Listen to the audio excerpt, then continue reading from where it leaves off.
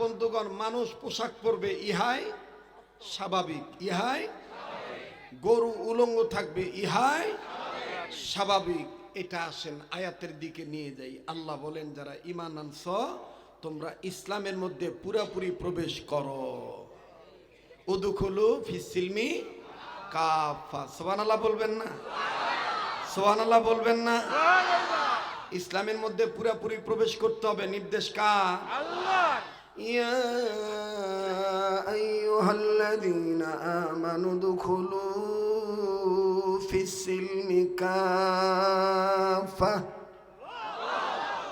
ওয়ালা তাত্তাবিউ খুতুওয়াতিশ শাইতান ইন্নাহু লাকুম আদুউম মুবিন। কোরআন ভাল লাগে না খারাপ লাগে? মুমিনদের সামনে কোরআন তেলাওয়াত করলে মুমিনের ঈমান বাড়ে না কমে? বাবা আমার কানে আরেকটু সাউন্ড লাগাও তো বাবা। জি বলেন, বাড়ে না কমে? ইন্নামাল মুমিনুনা আল্লাযীনা ইযা যুকিরাল্লাহু ওয়াজিলাত কুলুবুহুম ওয়া ইযা তুলিয়াত আলাইহিম আয়াতুহু যাদাতুহুম ঈমানা।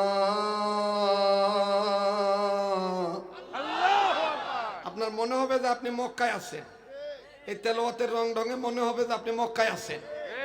এটা যারা কোরআনের মহব্বত আছে তারা থাকবে, আর যারা নাই ওরা ভালো লাগবে না। আপনারা কি থাকবেন না যাবেন? যাদাতুহুম ঈমানা ঈমানা ওয়া আলা রাব্বিহিম ইয়াতাওয়াক্কালুন। এই কথাটা কার? আল্লাহ বলেন, ওগো নবী, মুমিনগণের সামনে যখন কোরআন তেলাওয়াত করা হয় মুমিনগণের দিল আমি আল্লাহর ভয়ে নড়ে ওঠে, তাদের কাছে থেকে ঈমান বেড়ে যায়। এখন বলেন, যাদের ঈমান বাড়ে তাদের জবান দিয়ে আল্লাহু আকবার আসতে হয় না জোরে হয়? তো কই জোরে বলছেন আল্লাহু আকবার? জোরে বলেন আল্লাহু আকবার। এবার বলেন আল্লাহু আকবার বলতে হবে। নির্দেশ কার? ইয়া আইয়ুহাল মুদ্দাথির কুম ফাআনদির ওয়া রাব্বাকা ফাকাব্বির। ইয়া আইয়ুহাল মুদ্দাথির কুম ফাআনদির ওয়া রাব্বাকা ফাকাব্বির। আল্লাহ বলছেন তাকবীর দিতে। এখন আমাদের সমাজে কেউ যদি বলে নারায়ে তাকবীর জামাত, বিএনপি, হেফাজত, শিবির, জঙ্গির স্লোগান, বুঝতে হবে স্লোগান ঠিক আছে, আল্লাহর কথাও ঠিক আছে, যারা তাকবীর বিরোধী তাদের মাথা ঠিক নাই। গরু ঠিক আছে, গরুওয়ালার মাথা ঠিক নাই। কথাটা মনে আছে তো আপনাদের? ওয়া রাব্বাকা ফাকাব্বির ওয়া রাব্বাকা ফাকাব্বির। এবার বলেন আল্লাহু আকবার বলতে হবে। নির্দেশ কার? আল্লাহ। আল্লাহু আকবার বলা মানে কার নামের জিকির করা? আল্লাহ নামের জিকির করতে হবে ঈমান নিয়ে। এই নির্দেশ কোরআনে আছে না নাই? ইয়া আইয়ুহাল্লাযীনা আমানু যকুরুল্লাহ।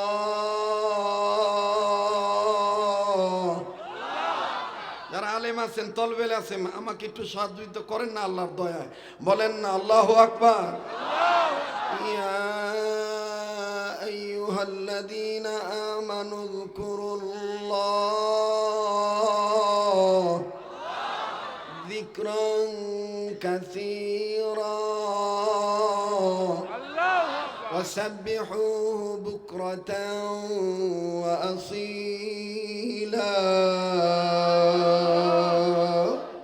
আমরা গুনাহগার গো আল্লাহ, আমরা গুনাহগার। বলেন আমরা গুনাহগার গো আল্লাহ। ভাই আলাদা সাউন্ড দিয়েন না ভাই, গুনাহ থাকলে স্বীকার করেন, মাপ পেয়ে যাবেন ইনশাআল্লাহ গভীর রজনীতে। আমরা গুনাহগার গো আল্লাহ, আমরা গুনাহগার। বলেন আমরা গুনাহগার গো আল্লাহ। দয়া করে গুনাহগুলি মাফ কইরা দাও, তোমার নাম যে গফুর গফফার। আমরা গুনাহগার গো আল্লাহ, মাশাআল্লাহ, আমরা গুনাহগার গো আল্লাহ। যখন আমি ছোট্ট ছিলাম, দাঁত ছিল না মুখে, তরল খাবার আল্লাহ তুমি দিয়া দিছ মা জননীর বুকে, আল্লাহ মা জননীর বুকে, ঠিক না? তাই তো তোমার সিফাত হলো আল্লাহু আকবার, তাই তো তোমার সিফাত হলো আকবার। আমরা গুনাহগার গো আল্লাহ, বলেন আমরা গুনাহগার গো আল্লাহ। মুসলমান ভাইরা আমার, বন্ধুরি, এই ভাঙ্গা গলার সাউন্ড দিয়া, নরম মেজাজ দিয়া, ঠান্ডা ঠান্ডা ভাবে বলি, কেন আপনি ইসলামের মধ্যে পুরাপুরি ভাবে প্রবেশ করবেন না? ও বন্ধু, আজ থেকে বহু হাজার বছর আগের ঘটনা, প্রায় ১,৫০০ বছর আগের ঘটনা। বাবাজি, উদখুলু ফিস-সিলমি কাফা, ইসলামের মধ্যে পুরাপুরি প্রবেশ করতে হবে। দেখেন বাজান, এই বয়ানটার তথ্য বুঝেন, এই কথাটার অর্থ বুঝেন, একটু খেয়াল করেন। আরে বাবাজি, বাবাও সাহাবী, ছেলেও সাহাবী।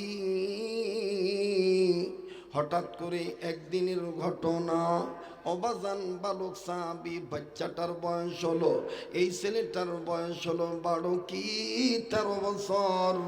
আবার কোন মুহাদ্দিস বলেছেন 11 কি 12 বছর। আমার বন্ধুগণ, আমার ভাইরা, মাকে ডাক দিয়ে বলতেছেন, মা গো, বাড়িতেও খাবার নাই, আব্বাও বাড়িতে নাই, ওগো মা, আর কতদিন আমি ক্ষুধার্ত অবস্থায় থাকবো? বাজান, একটু অপেক্ষা করবেন বন্ধ, কিছুক্ষণ পরে দেখবেন ময়দান থেকেও কান্নার আওয়াজ আসবে, একটু ধৈর্য ধরেন বাবা। এই সাহাবী ডাক দিয়ে বলতেছেন, মা গো, আব্বাও বাড়িতে নাই, আম্মু গো, তোমার কাছে কোনো খাবার নাই, আর কত অবস্থা ক্ষুধার্ত অবস্থায় থাকা যায়? এবার বন্ধুরে, মা ডাক দিয়ে বলতেছেন, বেটা রে, একটু ধৈর্য ধরো, সম্ভবত আজকে তোমার বাবা চলে আসবে।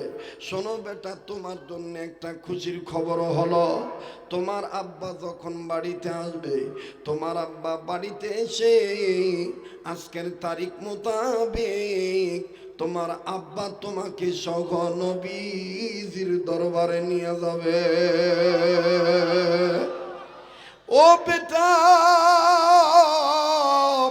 আমি তোমায় বলতে চাই, তোমার আব্বা যখন তোমারে নিয়ে নবীজির দরবারে যাবে, বাবা, আল্লাহর কসম করে বলি, যত ধরনের খিদা তোমার পেটে থাক না কেন, তুমি ক্ষুধা অবস্থায় যখন নবীজির নূর মাখা চেহারা দেখবা, আমার আল্লাহ তোমার পেটের খিদা দূর করে দিবে। ওরে দেখলে সবই পাগল হবি, পারবি না উম্মত, সইতে পারবি না। তোর আমার আপন যিনি ঘুমায় আছেন মদিনা, তোর আমার আপন যিনি। আচ্ছা, একজন লোক দাঁড়ায় বলেন তো দেখি, যে হুজুর, নবীজির চেহারা দেখলে কোনো লোক শান্তি পায় নাই, এটা পারবেন কেউ? বলতে পারবেন? বরঞ্চ খিদা পেটে নিয়ে নবীজির দিকে তাকাইছে, খিদা চলে গেছে। আল্লাহু আকবার। নবীজির চেহারা দেখে কাফের বেঈমানেরা ইমানদার হইছে, মুসলমান হইছে। সুবহানাল্লাহ বলে। মুসলমান ভাইরা আমার, বন্ধুগণ, বলতে বলতে হঠাৎ করে বাইরে থেকে আওয়াজ আসলো। বাচ্চা ছেলেটার সাহাবী, আগেই বলেছি বাবাও সাহাবী, ছেলেও সাহাবী। ও বন্ধু, বাবা বাইরে থেকে সালাম দিয়ে বলতেছেন, আসসালামু আলাইকুম ইয়া আহলাল বাইত। বাড়ির বাসিন্দাদেরকে, ঘরের লোকদেরকে সালাম দিলে, আমার বন্ধুগণ, ঘরের ভিতরের লোকগুলি বাড়ির ভিতরের লোকগুলি সালামের জবাব দিল। এবার ছেলেটা ডাক দিয়ে বলেন, মা গো, আব্বা দেখি আইসা গেছে। আব্বা আমারে নিয়ে বুঝি নবীর দরবারে যাবে। অবাদান বাবার হাত থেকে ব্যাগ বুসকা যা আছে সব নামাইলে। আমার বন্ধুগণ, সাহাবীর নাম হলো তলহা বিন বাররা রাদিয়াল্লাহু তাআলা আনহু। আমার বন্ধুগণ, এই সাহাবী বাবার হাত থেকে ব্যাগগুলো নিলেন, মাকে ডাক দিয়ে বললেন, মা গো, আব্বা কি আজকে আমাকে নবীর দরবারে নিয়ে যাবে? মা ডাক দিয়ে বললেন, এটা তোমার বাবা জানে। বাবা ডাক দিয়ে বলতেছেন, হ্যাঁ বেটা, এই জন্যই তো আমি ব্যবসার কাছ থেকে তাড়াতাড়ি চলে আসি। যেহেতু ব্যবসায়ীদের উদ্যোগে মাহফিল, গার্মেন্টস শ্রমিকদের উদ্যোগে মাহফিল, আমার বন্ধুগণ এই জন্যই বয়ানটা নিয়ে আসলাম। এবার ডাক দিয়ে বলতেছেন, মা গো, আমার আব্বা আমার নিয়ে বুঝি নবীর দরবারে যাবে। মা ডাক দিয়ে বলতেছেন, বেটা রে, এটা তোমার বাবার ব্যাপার। বাবা ডাক দিয়ে বলতেছেন, হ্যাঁ বেটা, এখনই আমি তোমাকে নবীর দরবারে নিয়ে যাব। বলে, চলেন তাইলে আব্বা চলে যাই। মা কইছে, নবীর চেহারার দিকে তাকাইলে পেটে খিদা থাকবে না, ঘরে তেমন কোনো খাদ্য নাই। অবন্ধু, এবার বাপ বেটা যখন রওনা দিল, পিছন থেকে মা আবার সন্তানকে ডাক দিয়ে বলে, বেটা তুমি একটু দাঁড়াও, আমার কাছ থেকে তরবারিটা নিয়ে যাও। সন্তান নজর করে দেখতে পায় মায়ের হাতে ধারালো একটা ছুরি দেখা যায়, ছোট্ট একটা 1.5 হাত অথবা 1 হাত 1.5 হাত ছোট্ট একটা খন্দর দেখা যায়। মার হাতে যখন ছুরি দেখলো, ডাক দিয়ে বলে, বেটা তুমি ছুরিটা নিয়ে যাও, নবী চাইলে তুমি নবীকে দিও, তখন তুমি বের করে দিও। ছেলেটা ডাক দিয়ে বলতেছেন, মা গো, যুদ্ধের তো কোনো ঘোষণা নাই, তুমি আমার ছুরি দিতেছো কেন বুঝলাম না মা। মা ডাক দিয়ে বলতেছেন, বেটা রে, আমি গত রাতে স্বপ্ন দেখেছি, আমার নবী এই তরবারির মাধ্যমে তোরে জান্নাতের টিকিট দিতেছে। আওয়াজ দিয়ে বলেন না আল্লাহু আকবার। বাজান, সবার কপালে এই বয়ান জুটবে না, সবার ভালো নাও লাগতে পারে। 5টা লোক যদি এখানে থাকেন, আমি 5 জন ব্যক্তিকে বিষয়টা বোঝানোর জন্যই বাজান বয়ানটা শোনাবো। রাজি আছেন না নাই? আবার বলেন, রাজি আছেন না নাই? স্বামী ডাক দিয়ে বলতেছেন, বিবি রে, এ তো আজীব স্বপ্নের কথা বললা।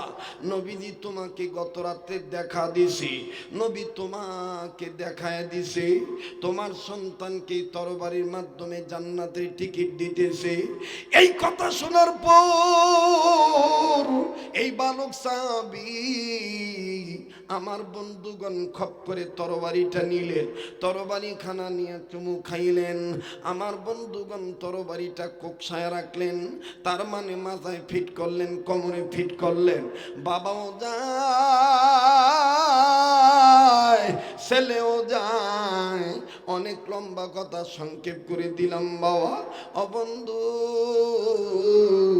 এই বাচ্চাটা বালক সাহাবী নজর করে দেখতেছে, নবীর কাছে অনেক মানুষ আগে থেকেই বসে পড়েছে। বাবাকে ডাক দিয়ে বলে, আব্বা আসতে মনে আমরা দেরি করে ফেলেছি, দেখেন না নবীর সামনে ওমর, ওসমান, আবু বকর, আলী, কত বড় বড় সাহাবী আছেন বসি। আমার ভাইয়ের এই ছেলেটা ডাক দিয়ে বলতেছেন, বাবা এত দূর থেকে যদি আমি নবীকে দেখি, তাইলে কি আমার ক্ষুধা নিবারণ হবে না? বলে, তুমি এখান থেকে দেখো। মুসলমান ভাইরা আমার, বাংলাদেশ থেকেও যদি পৃথিবীর কোনো কন্যার থেকে যদি নবীর মোহাব্বতে কেউ দুরূদ শরীফ পড়ে, বলেন তো দেখি এই দুরূদ আল্লাহর নবীর রওজায় আল্লাহ পাক পৌঁছায় দেয় কি দেয় না? আরো জোরে বলেন, দেয় কি দেয় না? কাজেই আত্মবিশ্বাস নিয়ে আপনি বয়ান শুনবেন। মুসলমান ভাইরা আমার, অন্যান্য বক্তাদের মতন বলতে পারতাম, ভাইজান আমি কণ্ঠের ব্যাপারে, লাঞ্চের ব্যাপারে, স্পিকিং পাওয়ারের ব্যাপারে ভেরি ভেরি উইক, আমি অনেকটা দুর্বল, কিন্তু আমি সেই দুর্বলতার কথা বলি নাই, মোনাজাত করে চলে যেতে পারতাম না বন্ধু না। যতই কষ্ট হোক না কেন, আপনাদেরকে জীবনের শেষ বয়ান মনে করে বয়ান শুনিতেছি। দিলটা বলে আজকের মাহফিলের দোয়া আল্লাহ কবুল করবে। নাকটার মধ্যে কেমন জানি আল্লাহ ওদের গ্রান পাইতেছি। আওয়াজ দিয়া বলেন না সুবহানাল্লাহ। আস্তে আস্তে দিলটা নরম করার চেষ্টা করবেন বন্ধু। কান্না না আসলেও কান্নার ভান ধরবেন। হাকিকতান দেখেন তো দেখি এক ফোঁটা চোখের পানি ফালাইতে পারেন কিনা। এইবার বাবা দূরবর্তী স্থান থেকে কন্যারে দাঁড়াইলেন। ছেলেটাও নবীর চেহারা বরাবর অনেক দূরে দাঁড়াইলেন। বাবাজি বাবা এবার নজর করে দেখে বাচ্চা সাহাবী, বালক সাহাবী নবীর চেহারা দেখে অজরধারে ঝর্ণার মতন চোখের পানি ছেড়ে দিয়ে কান্দে। আমার বন্ধুগণ, বাবা ডাক দিয়ে বলতেছেন, বেটা তুমি কান্দো কেন? ছেলেটা ডাক দিয়ে বলতেছেন, আব্বা ওয়াল্লাহি বিল্লাহি তাল্লাহি উকসিম বিল্লাহ, আল্লাহর কসম করে বলি আব্বা, মার কথা সত্য হয়ে গেছে। দূরের থেকেও নবীর চেহারা দেখছি। আমার পেটে যে 3 দিনের খিদার কথা আমি ভুইলা গেছি। আওয়াজ দিয়া বলেন না সুবহানাল্লাহ। এবার ডাক দিয়ে বলল, বেটা বুঝলাম তুমি খিদা ভুলে গিয়েছ, খিদার যন্ত্রণা তোমার পেটে নেই, কিন্তু তুমি কান্দো কেন? ছেলেটা ডাক দিয়ে বলে, আব্বু গো, আমার কান্নার কারণ হইল এত সুন্দর চেহারা, যেই চেহারায় মাছি মশা পড়া হারাম, মশা মাছি পড়া হারাম, এই সুন্দর চেহারাটার মধ্যে কেমনে তাইফের ছেলেরা পাথর মারছিল? এরা কি জানতো না আমার নবীর বাবা নাই? এরা কি জানতো না আমার নবীর মা নাই? বাজান একটু খেয়াল করেন, বাজান মনোযোগী হয়ে যান। আল্লাহ নবী ডাক দিয়ে বলতেছেন, বেটারে তুমি নবীর কাছে না আসিয়াই দূর থেকেই নবীর এত ছোট বয়সে বেশি ভালোবেসে ফেলেছ।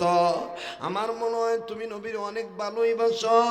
বাচ্চা ছেলেটা বালক সাহাবী ডাক দিয়ে বলতেছেন, আব্বা আল্লাহর কসম করে বলি, আপনি বাপের চাইতে, বাড়িতে আমার মা ওই মায়ের চাইতে, এমনকি আমার জীবনের চাইতেও আমি আল্লাহর নবীকে বেশি ভালোবেসে ফেলেছি। ও বাজান, আল্লাহর কারিশমা